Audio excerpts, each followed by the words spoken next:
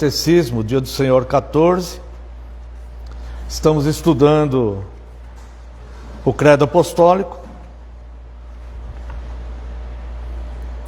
e estamos na sessão que fala de Deus o Filho, Cristo. Estamos desde o dia do Senhor 11, né? Já vimos porque Cristo é chamado de Jesus, porque é chamado de Cristo, porque nós somos chamados de cristãos, porque Cristo é chamado de Filho unigênito e porque nós o chamamos de nosso Senhor. E hoje no dia do Senhor 14, vamos analisar aqui brevemente as perguntas 35 e 36. Pergunta 35. O que você confessa quando diz que Cristo foi concebido por obra do Espírito Santo, nasceu da Virgem Maria? Resposta: o eterno Filho de Deus, que é e permanece Deus verdadeiro e eterno, tomou sobre si a verdadeira natureza humana, da carne e do sangue da Virgem Maria, pela operação do Espírito Santo.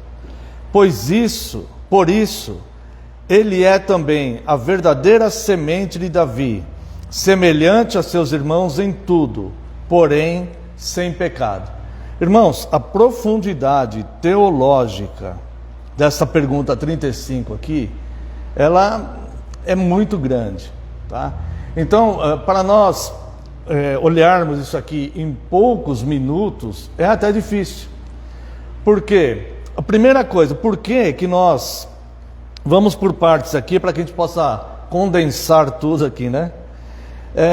Por que nós dizemos no credo, por que nós confessamos? Lembrando que credo é creio, né? Creio nessas doutrinas cristãs. Por que nós dizemos que ele foi concebido por obra do Espírito Santo?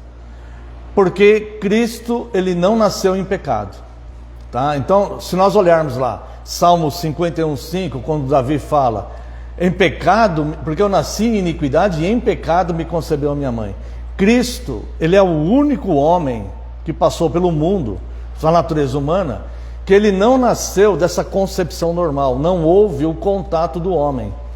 Então, ele foi gerado pelo Espírito Santo no corpo da mulher, tá? Então, ele nasceu, se não fosse isso, ele já nasceria pecador como todos nós. Todo mundo nasce pecador. Toda a humanidade tem necessidade de Cristo. Por melhor que a pessoa procure ser ao longo da sua vida, ela tem necessidade de Cristo, porque ela não deixa de ser pecadora. A segunda questão que diz aqui: por que o que você confessa quando diz que Cristo foi concebido por obra do Espírito Santo? Confessamos que ele não é pecador. Ele foi um homem, mas não pecou, ele não nasceu, ele não surgiu do pecado, ele não nasceu, ele não foi concebido em pecado. Não há mancha nenhuma de pecado no ser de Cristo. Nenhuma mancha de pecado. Nem na sua concepção, nem ao longo da sua vida. Tá? Segunda questão: o que você confessa quando diz que Cristo foi concebido por obra do Espírito Santo? Nasceu da Virgem Maria. Este nasceu da Virgem Maria, que é tão combatido pelo meio evangélico, e eu sinceramente não sei por que combatem, porque é bíblico, é uma doutrina bíblica, é a Bíblia que nos informa isso, foi a revelação de Deus que nos informa isso. Isso daqui não pode ser abandonado por dois motivos. Primeiro, porque nascendo de mulher, ele tornou-se 100% homem, Então, Cristo, ele tem as duas naturezas, né? Como nós já estudamos várias vezes, a natureza divina e a natureza humana. Se ele não tivesse a natureza humana, ele não teria vencido a morte em nosso lugar. A nossa ressurreição não seria possível. Por isso que ele é o unigênito entre os mortos. Então, a nossa ressurreição eterna para a salvação só é possível porque Cristo, como homem, se fez um de nós, se tornou um de nós, morreu e venceu a morte e ressuscitou, e por isso é o primogênito entre os mortos. Se ele não fosse 100% homem, a nossa ressurreição não seria possível. tá? Então por isso que ele nasceu da Virgem Maria. E o segundo detalhe, que na verdade nem é um detalhe, é uma questão doutrinária importantíssima, né? É que ele nasceu da Virgem Maria porque ele se tornou sangue e carne de Maria. Por que que isso é importante? Porque Maria, ela era descendente de Davi. E a promessa é que viria um descendente de Davi. Por isso que lá em 2 Samuel, nós não vamos ler porque não dá tempo, né? Mas lá em 2 Samuel, Deus promete a Davi, quando Deus ainda vai, quando Salomão ainda vai ser ungido rei de Israel, antes de Davi morrer, Deus promete a Davi e diz que o seu reinado será eterno, porque a descendência de Davi, a descendência do trono de Davi, que foi um rei humano, o rei humano de uma nação, diz que a descendência deste rei, esse reinado seria eterno, porque da descendência dele viria o rei que governaria todas as nações. Então, nós temos que professar isso. Todo cristão que professa as doutrinas cristãs tem que professar isso. Então, falando até de forma assim, bem mais clara com os irmãos, né? Espero não chatear ninguém que porventura esteja vendo o vídeo. As pessoas falam assim, não, mas isso é coisa de católicos romanos. Bem, se os católicos romanos falam que Cristo nasceu da Virgem Maria, nesse ponto eles estão certos, porque de fato ele nasceu da Virgem Maria. Essa informação é bíblica. Precisa se quebrar essa questão de renegar o certo, só porque outras pessoas fazem o que é certo, né? O que a igreja tem que fazer é ser certa em todas as suas doutrinas, não só em algumas. Isso sim eu concordo. Mas aquelas que estão certas, essas doutrinas estão certas. Elas não podem ser combatidas e nós não podemos renegá-las, porque senão nós estaremos renegando a santa palavra de Deus. E ao negar a palavra de Deus, nós negamos o próprio Cristo, que é o Verbo, tá? Então, falando assim de forma até mais clara, né? Para que fique bastante claro na nossa mente, né? O porquê que nós confessamos isto, né? Por que confessamos que Cristo foi concebido por obra do Espírito Santo e nasceu da Virgem Maria? Porque ele de fato é 100% homem, no entanto sem pecado, não herdou o pecado da humanidade. O pecado original de Adão ele não herdou, porque não houve o contato de José com Maria, né? Nasceu por obra do Espírito Santo e nasceu de Maria, né? Foi concebido pela Virgem Maria. Por quê? Porque aí então, nascido de mulher, ele se torna 100% homem, e especialmente da Virgem Maria, porque ela era uma descendente de Davi, e cumpriu-se então a profecia que Cristo viria da descendência de Davi. Tá certo, irmãos? Então é por isso que nós confessamos que Cristo foi concebido por obra do Espírito Santo e nasceu da Virgem Maria. Pergunta 36. Que benefício você recebe por Cristo ter sido concebido e nascido sem pecado? Resposta: Ele é o nosso mediador, e com a sua inocência e perfeita santidade, cobre aos olhos de Deus o meu pecado, no qual fui concebido e nascido.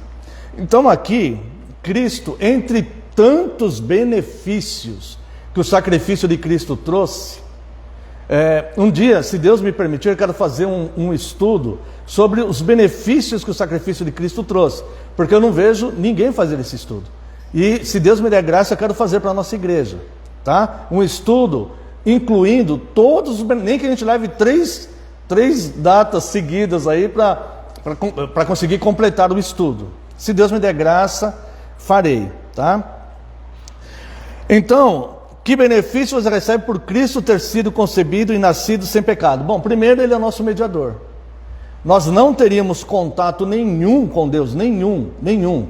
Obter nenhum favor de Deus, pedir perdão para Deus, nenhum contato com Deus, se não fosse por meio de Cristo. Porque o nosso pecado faz separação entre nós e o nosso Deus. Deus é santíssimo e Deus não convive com o pecado, de maneira alguma. O profeta Abacuque, ele chega a dizer que Deus é santíssimo e seus olhos não podem ver o mal. Tá? Então, nós não teríamos contato nenhum com Deus. Nós estaríamos entregues totalmente às trevas, à condenação, sem Deus totalmente. Tá? Então, esse é um grande benefício. Cristo se torna mediador entre nós e Deus. Através de Cristo nós voltamos, ou nós temos contato com Deus. Tá? E com sua inocência e perfeita santidade, cobre aos olhos de Deus o meu pecado, no qual fui concebido e nascido. Quando nós estudamos filosofia, irmãos, nós vemos aí de diversos professores, não só professores, grandes filósofos ao longo do tempo, principalmente os filósofos do século XIX. Os filósofos do século XIX. Muito provavelmente esse pensamento que eu vou mencionar agora começou com Nietzsche. E eles diziam o seguinte, que o cristianismo impede a felicidade da pessoa, porque os olhos de Deus estão porque o cristianismo ensina que os olhos de Deus estão constantemente sobre a pessoa, observando e vendo seus erros e vai castigá-los por causa desses erros. Então, o estudante de filosofia, ele começa já a querer se afastar do cristianismo por causa disso. O problema é que isso não é verdade. Isso não é verdade. Os olhos de Deus não estão constantemente sobre o cristão, procurando seus erros para o castigar. Veja o que diz aqui. Olha só. Com sua inocência e perfeita santidade, cobre aos olhos de Deus o meu pecado, no qual fui concebido e nascido. Então, o grande dilema do homem, o homem nasceu concebido em pecado, já nasceu em pecado, sem escolha, ele já nasceu pecador.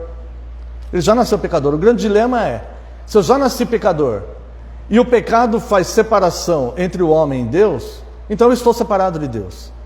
Então, se não fosse Cristo, de fato, esses filósofos estariam certos, porque os olhos de Deus, então, estariam para condenar simplesmente o homem.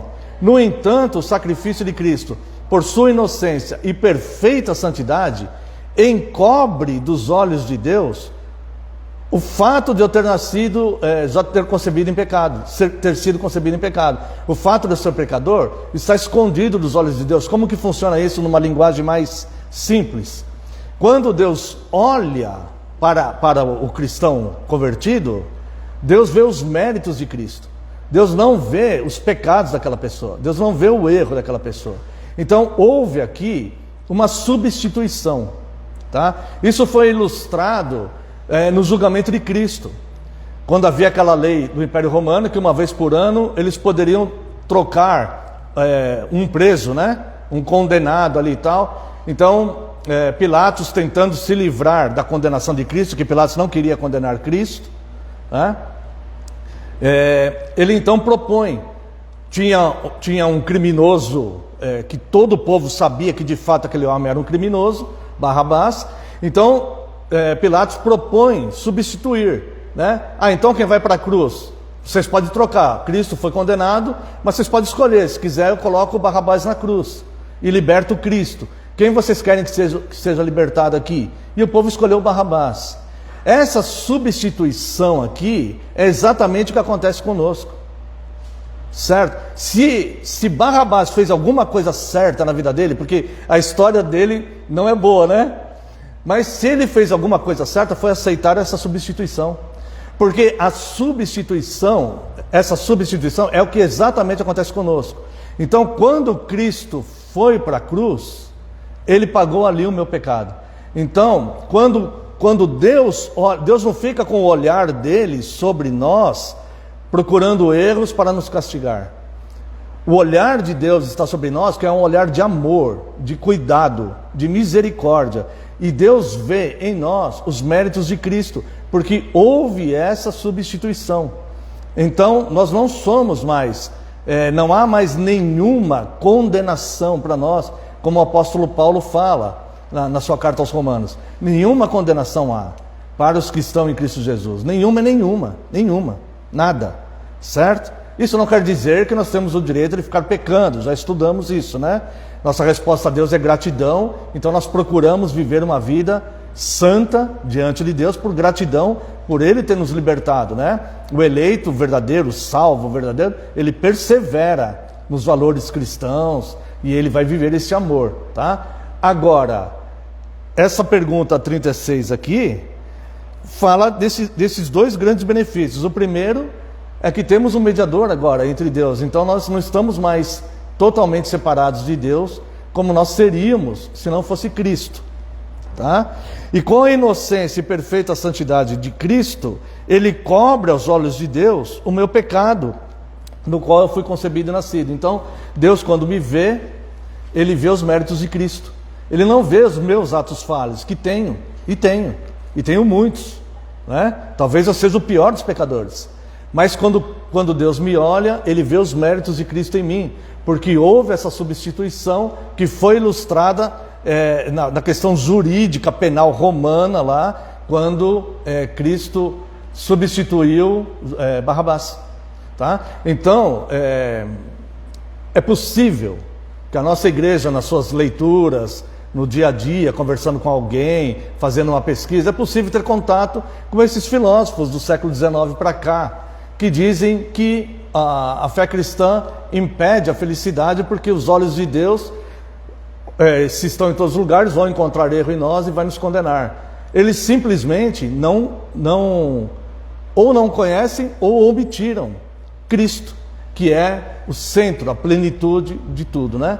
Então veja que grande benefício e como é importante nós confessarmos no credo apostólico que de fato Cristo foi concebido pelo Espírito Santo, nasceu da Virgem Maria, né? Se tornou um de nós, porque assim nós temos diversos benefícios, inclusive o benefício de Deus não ver mais os meus erros, mas ver os méritos de Cristo na vida de um pecador, né? Amém? Que Deus possa completar